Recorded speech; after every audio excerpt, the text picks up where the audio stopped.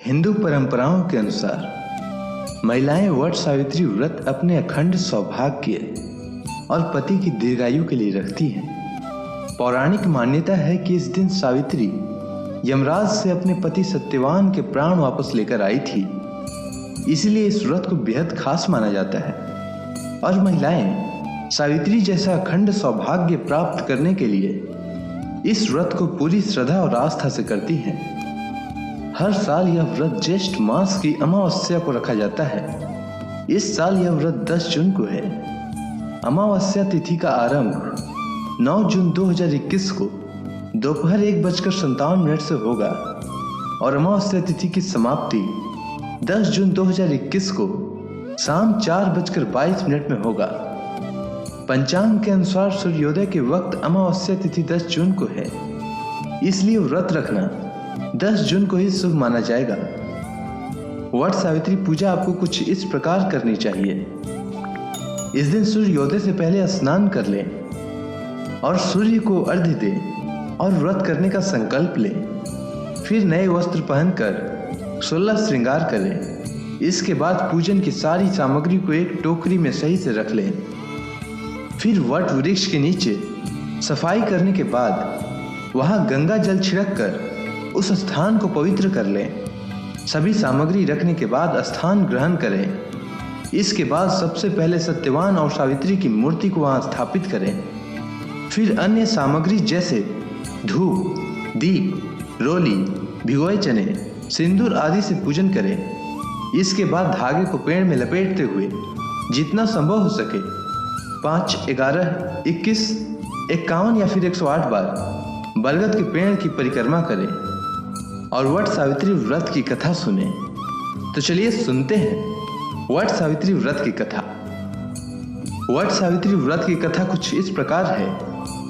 बहुत समय पहले भद्र देश के एक राजा थे जिनका नाम अश्वपति था। भद्र देश के राजा अश्वपति की कोई संतान न थी।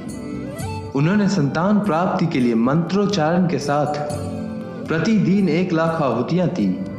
18 वर्षों तक यह क्रम जारी रहा। इसके बाद सावित्री देवी ने प्रकट होकर वर दिया कि राजन, तुझे एक तेजस्वी कन्या पैदा होगी। सावित्री देवी की कृपा से जन्म लेने के कारण कन्या का नाम सावित्री रखा गया। कन्या बड़ी होकर बेहद रूपवान हुई। योग्य वर न मिलने की वजह से सावित्री के पिता बहुत दुखी थे। उन्होंने कन्या को स्वयं वर तलाशने भेजा। सावित्री तपोवन में भटकने लगी। वहां सालों देश के राजा द्युमत सेन रहते थे। क्योंकि उनका राज्य किसी ने छीन लिया था, उनके पुत्र सत्यवान को देखकर सावित्री ने पति के रूप में उनका वरण किया। ऋषिराज नारद को जब यह बात पता चली तो वह राजा अश्वपति के पास पहुंचे और कहा, हे राजन, यह क्या कर रहे हैं आप? सत्यवान गुणवान है, धर्मात्मा है और बलवान भी है, परंतु उसकी आयु बहुत छोटी है। वह अल्पायु है। 1 वर्ष के बाद ही उसकी मृत्यु हो जाएगी। ऋषिराज नारद की बात सुनकर राजा अश्वपति घोर चिंता में डूब गए। सावित्री ने उनसे कारण पूछा तो राजा ने कहा, पुत्री, तुमने जिस राजकुमार को अपने वर के रूप में चुना है वह अल्पायु है। तुम्हें किसी और को अपना जीवन साथी बनाना चाहिए। इस पर सावित्री ने कहा, पिताजी, आर्य कन्याएं अपने पति का एक बार ही वरण करती हैं। राजा एक बार ही आज्ञा देता है और पंडित एक बार ही प्रतिज्ञा करते हैं और कन्या दान भी एक ही बार किया जाता है। सावित्री हठ करने लगी और बोली, मैं सत्यवान से ही विवाह करूंगी। राजा अश्वपति ने सावित्री का विवाह सत्यवान से कर दिया। सावित्री अपने ससुराल पहुंचते ही सास ससुर की सेवा करने लगी। समय बीतता चला गया। नारद मुनि ने सावित्री को पहले ही सत्यवान की मृत्यु के दिन के बारे में बता दिया था। वह दिन जैसे जैसे करीब आने लगा, सावित्री अधीर होने लगी। उन्होंने 3 दिन पहले से ही उपवास शुरू कर दिया। नारद मुनि द्वारा कथित निश्चित तिथि पर पितरों का पूजन किया। हर दिन की तरह सत्यवान उस दिन भी लकड़ी काटने जंगल चले गए। साथ में सावित्री भी गई। जंगल में पहुंचकर सत्यवान लकड़ी काटने के लिए एक पेड़ पर चढ़ गए। तभी उनके सिर में तेज दर्द होने लगा। दर्द से व्याकुल सत्यवान पेड़ से नीचे उतर गए। सावित्री अपना भविष्य समझ गई। सत्यवान के सिर को गोद में रखकर सावित्री सत्यवान का सिर सहलाने लगी। तभी वहां यमराज आते दिखे। यमराज अपने साथ सत्यवान को ले जाने लगे। सावित्री भी उनके पीछे पीछे चल पड़ी। यमराज ने सावित्री को समझाने की कोशिश की कि यही विधि का विधान है, लेकिन सावित्री नहीं मानी। सावित्री की निष्ठा और पतिपरायणता को देखकर यमराज ने सावित्री से कहा, हे देवी, तुम धन्य हो, तुम मुझसे कोई भी वरदान मांगो। इस पर सावित्री ने कहा कि मेरे सास ससुर वनवासी हैं और अंधे हैं, उन्हें आप दिव्य ज्योति प्रदान करें। यमराज ने कहा, ऐसा ही होगा, जाओ अब लौट जाओ। लेकिन सावित्री अपने पति सत्यवान के पीछे पीछे चलती रही। यमराज ने कहा, देवी तुम वापस जाओ। इस पर सावित्री ने कहा, भगवान, मुझे अपने पति देव के पीछे पीछे चलने में कोई परेशानी नहीं है। पति के पीछे चलना मेरा कर्तव्य है।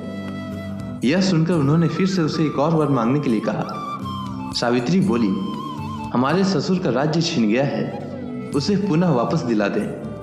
यमराज ने सावित्री को यह वरदान भी दे दिया और कहा, अब तुम लौट जाओ। लेकिन सावित्री पीछे पीछे चलती रही। यमराज ने सावित्री को तीसरा वरदान मांगने को कहा। इस पर सावित्री ने 100 संतानों और सौभाग्य का वरदान मांगा। यमराज ने इसका वरदान भी सावित्री को दे दिया। तब सावित्री ने यमराज से कहा, हे प्रभु, मैं एक पतिव्रता पत्नी हूं और आपने मुझे पुत्रवती होने का आशीर्वाद दे दिया है। यह सुनकर यमराज को सत्यवान के प्राण छोड़ने पड़े। यमराज अंतर ध्यान हो गए और सावित्री उसी वट वृक्ष के पास आ गई जहां उसके पति का मृत शरीर पड़ा था।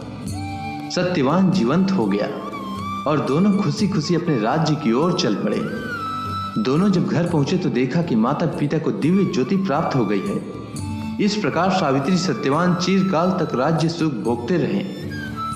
अतः पतिव्रता सावित्री के अनुरूप ही प्रथम अपने सास ससुर का उचित पूजन करने के साथ ही अन्य विधियों का प्रारंभ करें।